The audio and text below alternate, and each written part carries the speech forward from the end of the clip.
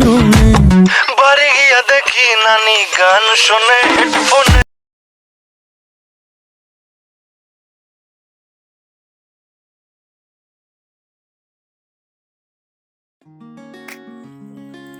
আসসালামু আলাইকুম, কেমন আছেন সবাই? আমি তো আল্লাহর অশেষ রহমতে আপনাদের দোয়ায় অনেক ভালো আছি। আশা করি আপনারা সকলে আল্লাহর অশেষ রহমতে অনেক ভালো আছেন। তো আমি ইতি আক্তার আবার আপনাদের কাছে আরেকটি নতুন ব্লগ নিয়ে চলে আসলাম।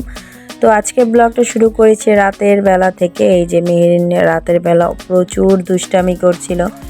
তো রাতের বেলা তো মেহিনের বাবা একটু বাইরে যায়, তো এর মধ্যে মেহেরিন আর আমি দুইজন একাই থাকি। তো মামের অনেকটা সময় আমাদের খেলাধুলা করেই কেটে যায়। তো অনেকটা সময় মেহেরিন খেলাধুলা করে, তারপর ওকে ভাত খাইয়ে দিই, তারপর ও কিছুক্ষণ খেলাধুলা করে ঘুমিয়ে যায় আর কি। তো তারপর ওর বাবা আসে, তারপর আমরা খাওয়া দাওয়া করি। তারপর আর মেহেরিন ঘুম থেকে উঠে, মেহেরিনের বাবা আসলে তারপর আরেকবার উঠে আর কি। তো আজকে ব্লগটা শুরু করেছি আপনাদের সাথে রাতের বেলা থেকে। আশা করি আপনাদের আজকে ব্লগটি অনেক ভালো লাগবে।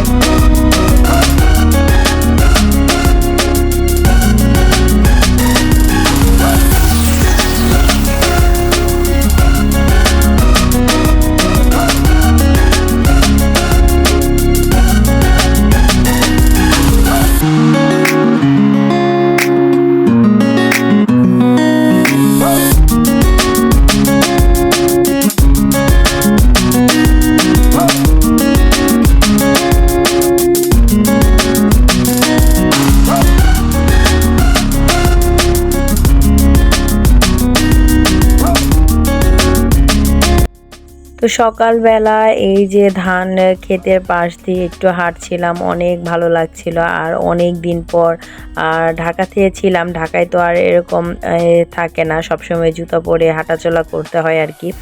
আর গ্রামে না একটু মাটিতে হাঁটাহাঁটি করা যায়। তো আমি তেমন মাটিতে হাঁটাহাঁটি করতে পারি না, মেহেরিন হাঁটাহাঁটি করতে পারে অনেকটা, মেহিনের বাবা পারে। তো আজকে সকালবেলা ঘুম থেকে উঠে নাস্তা করে তারপর বের হয়ে গেছি যে আমাদের বাড়ির আশেপাশে যে সবজি গাছগুলো লাগিয়েছি আমরা, সেখান থেকে সবজি সংরক্ষণ করার জন্য, মানে কি কি রান্না করব সেটাই।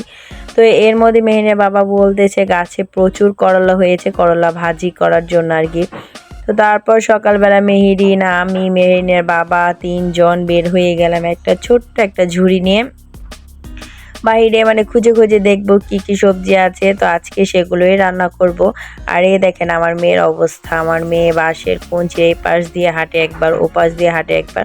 আর আজকে এই বাঁশগুলো উঠিয়ে ফেলবো, কারণ এগুলো টমেটো চারার জন্য লাগিয়েছিলাম। তো এখন তো টমেটোর সিজন শেষ, এখন আর এখানে টমেটো হবেও না, আর এগুলোর প্রয়োজনও নেই।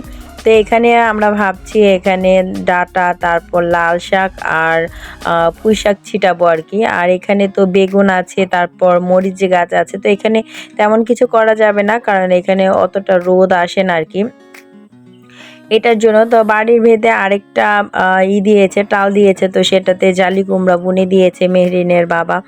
তো ভাবলাম সেগুলোই আপনাদের সাথে শেয়ার করব। তো আজকের ব্লগটা মূলত আমাদের সবজি বাগান থেকে কি কি সবজি উঠালাম, তারপর গাছের সাজনা পারবো, সেগুলো আমি আপনাদের সাথে শেয়ার করব। আর মাশাআল্লাহ দিলে এই যে দেখেন আমার গাছ ভরা বেগুন ছিল। তো আমি তো ঢাকায় ছিলাম, তো বেগুন তো বেশি দিন রাখা যায় না, পোকা ধরে যায় গাছে থাকলে, আবার বেগুনগুলো একটু মানে হয়ে যায়, শক্ত শক্ত হয়ে যায়। তো এগুলো নরম থাকতে থাকতে গাছ থেকে পেড়ে ফেলতে হয়। আর ওই যে দেখেন মেহিনের বাবা কোথায় উঠে গিয়েছিল। তো তারপর মেহিনের বাবা, আমি, মেহেরিন তিনজন বড় একটা বাঁশ নিয়ে বের হয়ে যাচ্ছিলাম আমাদের জমিতে। তো আমাদের জমিতে প্রচুর সাজনা হয়েছে, তো সেগুলোই পারবো। আর এর মধ্যে অনেক সাজনা ঢাকায় নেওয়া হয়েছে, তারপর মেহিনের বাবা বিক্রিও করেছে। তো কিছু সাজনা আছে, সেগুলো আমি আজকে পেরে নিয়ে আসবো আর কি, কারণ আমরা দুইজন মানুষ, এত সাজনা কে খাবে, বেশিরভাগ আমাদের বিক্রি করে ফেলাই হয়। আর এই যে দেখেন মেহিন টুকটুক করে ছোট ছোট পায়ে হেঁটে যাচ্ছিল। তো আজকে সকালবেলা প্রচুর রৌদ্র ছিল, কিন্তু সাথে প্রচুর সুন্দর একটা বাতাস ছিল, শরীর লাগছিল, অনেক ভালো লাগছিল। তো এমন একটা সময় ছিল যে মেহেরিনকে আমি কোলে করে নিয়ে এই জায়গা দিয়ে হাঁটতাম, তারপর মেহেরিন কান্না করলে এই জায়গাতে হেঁটে বেড়াতাম আর কি। আর এখন দেখেন আমি আমার মেয়ের পিছে যাচ্ছি, কেমন না ব্যাপারটা। তো বাচ্চারা বড় হয়ে গেলে না মাদের তাদের পিছু পিছুই ছুটতে হয় আর কি। তো এই যে এখানে জালি কুমড়া লাগিয়েছিল, আগে তো এখানে আমরা মরিচ গাছ লাগিয়েতাম, তো এখন আর সেরকম কিছু লাগাই না, এগুলো বাদ দিয়ে দিয়েছে মেহেরিনের বাবা, কারণ প্রচুর কষ্ট, তার ব্যাপার মেহেরিনের বাবাও অসুস্থ, এটার জন্য আর তেমন কিছু করা হয় না। তো আমি আশপাশটা একটু ভিডিও করছিলাম, আর দেখেন আমার মেয়ে একটু একটু করে দাঁড়াচ্ছিল, আবার একটু একটু করে যাচ্ছিল। তো আমার মেয়েটা মাশাল্লাহ দিলে অনেক বড় হয়ে গেছে, অনেক বুঝে। মাঝে মাঝে আমি যদি একটু রাগ করি, ও মানে সেটা হেসে আমার গলা ধরে তারপর আমার রাগ ভাঙিয়ে দিবে আর কি। মাশাল্লাহ দিলে আমার মেয়ের অনেক বোঝ।